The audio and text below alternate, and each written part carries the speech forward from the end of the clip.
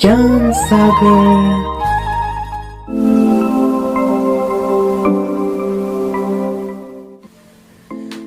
बच्चों, मैं आशा करता हूँ आप लोगों को हिंदी वर्णमाला का पार्ट 1 स्वर वर्ण समझ में आ गया है। अब हम हिंदी वर्णमाला के सेकेंड पार्ट व्यंजन वर्ण को पढ़ने जा रहे हैं। ठीक है, अब देखेंगे हम क्या भाग 2 व्यंजन वर्ण। क्या व्यंजन वर्ण देख रहे हैं ना, ध्यान से देखिए क्या लिखा हुआ है।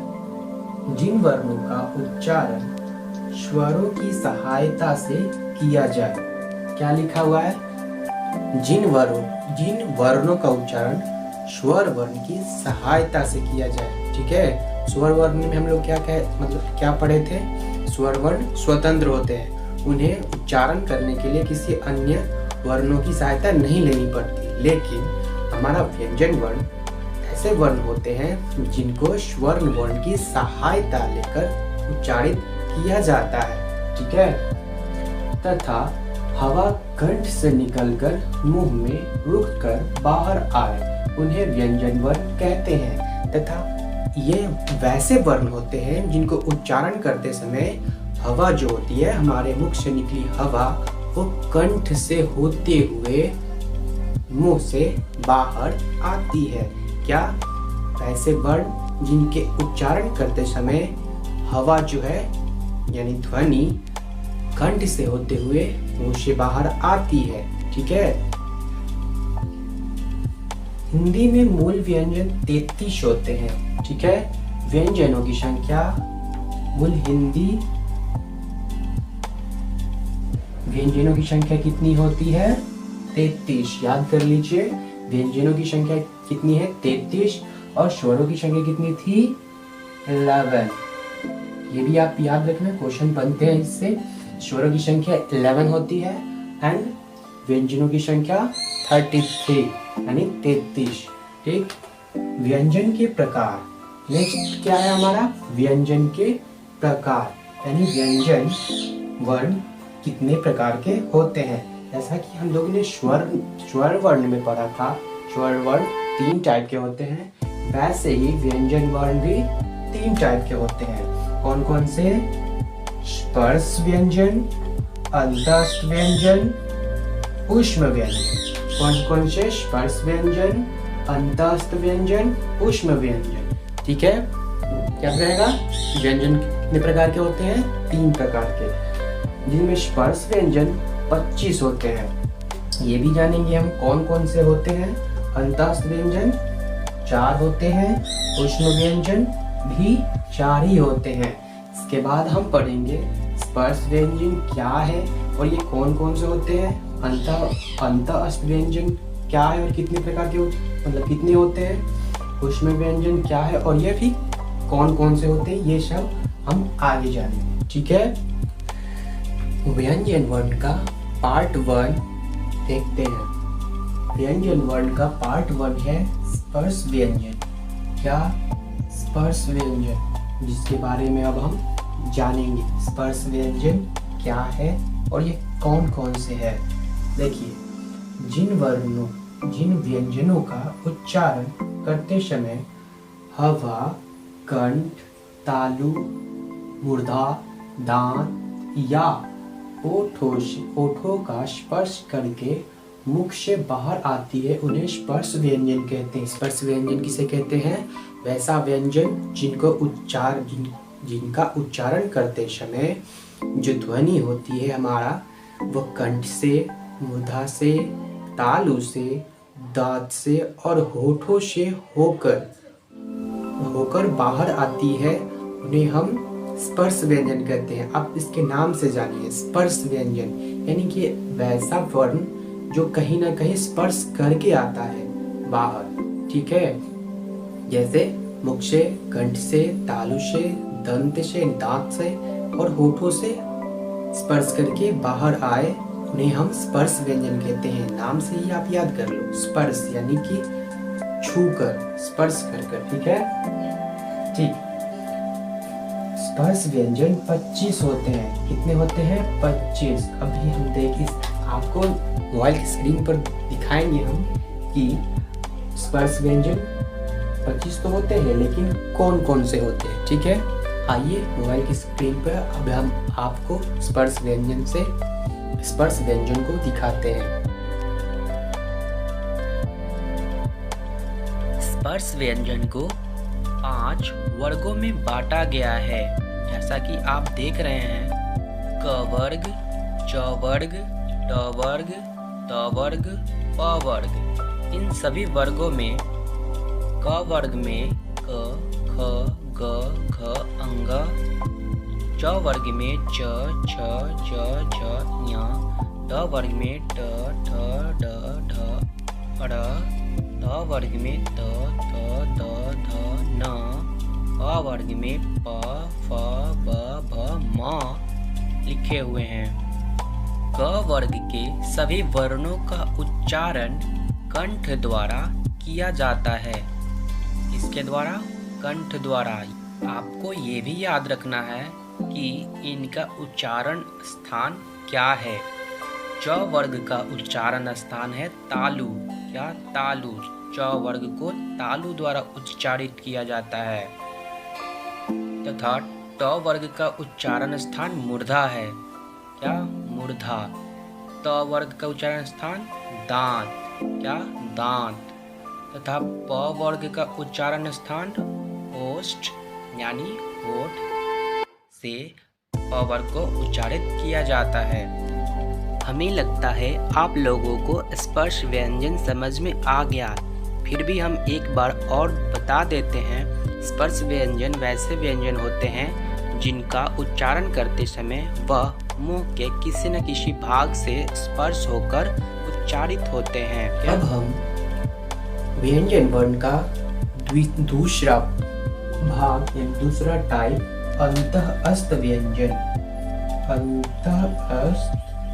व्यंजन, के बारे में जानेंगे। अंतःस्थ व्यंजन क्या है?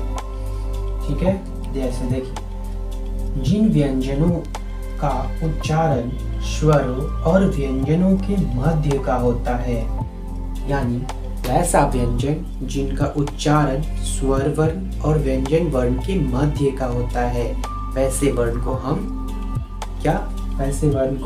अंतःस्थ व्यंजन कहते हैं। वैसे व्यंजनों को हम अंतःस्थ व्यंजन कहते हैं। ठीक है, उन्हें हम अंतःस्थ व्यंजन कहते हैं। अंतःस्थ व्यंजन 4 हैं। क्या? अंतःस्थ व्यंजन कितने हैं? 4। य, र, ल, व। याद कर लो, अंतःस्थ व्यंजन कौन कौन से हैं? य, र, ल, व। ठीक, ये सारे जो हम बता रहे हैं ये आपको पूरा बुक में नहीं मिलेगा। हमने अलग अलग जगहों से ये सब इकट्ठा करके आपको बता रहे हैं। ठीक है, चलिए अब हम देखते हैं थर्ड पार्ट। तीसरा प्रकार कौन सा है? तीसरा प्रकार है हमारा ऊष्म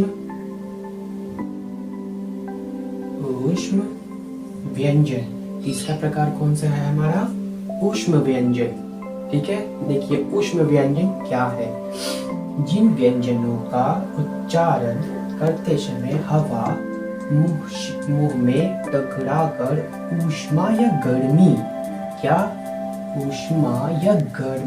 पैदा करती है, उन्हें ऊष्म व्यंजन कहते हैं। क्या ये इसका अर्थ क्या है? वैसे व्यंजन जिनका उच्चारण करते समय ऊष्मा यानी गर्मी, हीट। पता है आपको हीट क्या होता है? ऊष्मा या गर्मी निकलती है। ऊष्मा या गर्मी मुख से बाहर आए, वैसे व्यंजनों को हम क्या कहते हैं? ऊष्म व्यंजन। इसके नाम में भी है ऊष्म। ठीक है, ऊष्मा का मतलब ही होता है गर्मी, यानी वैसे व्यंजन जिनका उच्चारण करते समय मुख से ऊष्मा या गर्मी बाहर निकले, वैसे व्यंजन को हम ऊष्म व्यंजन कहते हैं। कौन कौन से ऐसे व्यंजन हैं जिनके उच्चारण में ऊष्मा निकलती है? तो लाविश, मूर्धन्य श, दंते श, ह। उच्चारण करके देखिए, तल्लावे श निकल रहे हैं ना। मूर्धन्य श, दंते श, ह। आप खुद उच्चारण करके देखिए, ठीक है। हिंदी वर्णमाला का द्वितीय भाग व्यंजन वर्ण समाप्त हुआ। अब हम जानेंगे हिंदी वर्णमाला के ही कुछ अन्य वर्णों के बारे में, जिसके बारे में आप लोगों ने शायद ही सुना होगा। आप लोग देखते तो हैं उन्हें, लेकिन उनको जानते नहीं कि आखिर ये है क्या, ठीक है। हिंदी वर्णमाला में कुछ ऐसे भी वर्ण होते हैं जिनको हम देखते तो हैं, लेकिन ये नहीं पता होता है कि उनको किसके अंतर्गत रखा जाए, ठीक है। कुछ ऐसे वर्ण हैं, देखिए, हिंदी वर्णमाला में अयोग वाह होते हैं। अयोग वाह। अब ये अयोग वाह क्या होते हैं? देखिए, किसी स्वर के योग से जो सार्थक शब्द बनते हैं वे अयोग वाह होते हैं। यानी अयोग वाह क्या होते हैं? वैसे वर्ण जो स्वरों के मिलने से ही बने होते हैं। इन्हें भी आप लोग व्यंजन वर्ण में ही रख सकते हैं, क्योंकि ये भी स्वरों के मिलने से ही बनते हैं। जैसे आप लोगों ने देखा होगा अंग अह। आप लोग इसे देखते तो बहुत बार है, अंग अह, लेकिन ये नहीं पता होता कि आखिर ये किसके अंतर्गत आते हैं। ये किसके किस प्रकार में इनको रखा जाता है, किस टाइप के ये वर्ण होते हैं। तो ये वर्ण अयोग वाह होते हैं, जो स्वरों के योग से बनते हैं, ठीक है। आप लोगों के सामने 3 एग्जाम्पल दिए गए हैं, अंगार, प्रातः, अंधेरा। अब इनमें से आपको चुनकर बताना है किसमें कौन सा अयोग वाह है। अंगार में आपको ये बिंदु दिख रहा होगा, आपको पता होगा इस बिंदु को क्या कहते हैं। इस बिंदु को क्या कहते हैं? हम अनुस्वार बोलते हैं ना। प्रातः में आपको 2 बिंदु दिया हुआ है, इसको क्या बोलते हैं? विसर्ग। क्या कहते हैं इसको? विसर्ग। अंधेरा में आपको ये एक चंद्रमा आकार की आकृति और एक बिंदु दिख रहा होगा, इसे आप लोग क्या कहते हो? चंद्र बिंदु, ठीक है। अनुस्वार, विसर्ग और चंद्र बिंदु। इसके बाद हम इन्हीं तीनों के बारे में अच्छे से जानेंगे। अनुस्वार, विसर्ग और चंद्र बिंदु क्या होते हैं, ठीक है।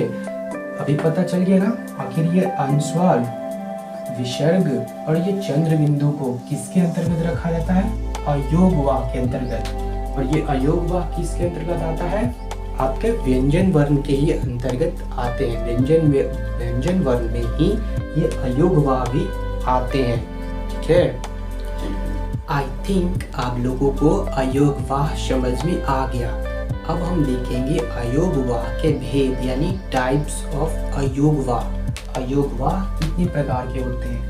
अयोग वाह 3 प्रकार के हैं, अनुस्वार, विसर्ग और अनुनासिक। अब हम इन तीनों टाइप को एक एक करके पढ़ेंगे। आइए देखते हैं अयोग वाह के प्रकारों को। अयोग वाह का पहला प्रकार है अनुस्वार। क्या? अनुस्वार क्या है? अनुस्वार का चिन्ह बिंदु, डॉटेड एक बिंदु होता है। अनुस्वार का चिन्ह कैसा होता है? एक बिंदु के आकार का। आप लोगों ने देखा होगा, आप लोगों ने स्वर पढ़ा तो उसमें देखा अंग अ के ऊपर जब एक बिंदु लगा होता है इसे हम अंग कहते हैं ना, अंग। इसी को हम क्या बोलते हैं? अनुस्वार, ठीक। जैसे एग्जाम्पल देखते हैं, जैसे में हंस में अनुस्वार कहाँ लगा हुआ है?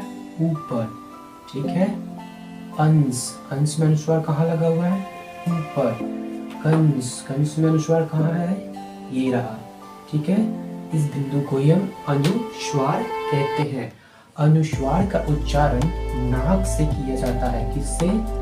नाक से। हमेशा याद रखिएगा, अनुस्वार का उच्चारण किससे किया जाता है? नाक से। नाक को द्वारा बोला जाता है अपने क्या? अनुस्वार। दूसरा प्रकार है विसर्ग। चलिए, विसर्ग का चिन्ह कैसा होता है? डबल बिंदु, यानी दो बिंदुओं द्वारा विसर्ग को चिन्हित किया जाता है। यानी विसर्ग का चिन्ह कैसा होता है? दो बिंदु, इसे आप विसर्ग कहते हो। ठीक है, जैसे प्रातः, नमः, अंतः। ये जो दो बिंदु लगा हुआ है ना, इसी को हम विसर्ग कहते हैं। प्रातः, नमः, अंतः। ठीक है, समझ गए? विसर्ग किसे कहते हैं? वैसा वर्ण जिनमें जिसे दो बिंदुओं द्वारा दिखाया जाता है, उसे विसर्ग कहते हैं। अनुनासिक, तीसरा प्रकार क्या है? अनुनासिक। अनुनासिक क्या होते हैं? अनुनासिक का चिन्ह इस प्रकार का होता है। ठीक है, इसे चंद्र बिंदु भी कहते हैं। देखिए, इसका चिन्ह से ही पता चल जाएगा आपको। एक चंद्रमा और एक बिंदु को मिलाकर बनता है आपका चंद्र बिंदु, जिसे अनुनासिक कहते हैं।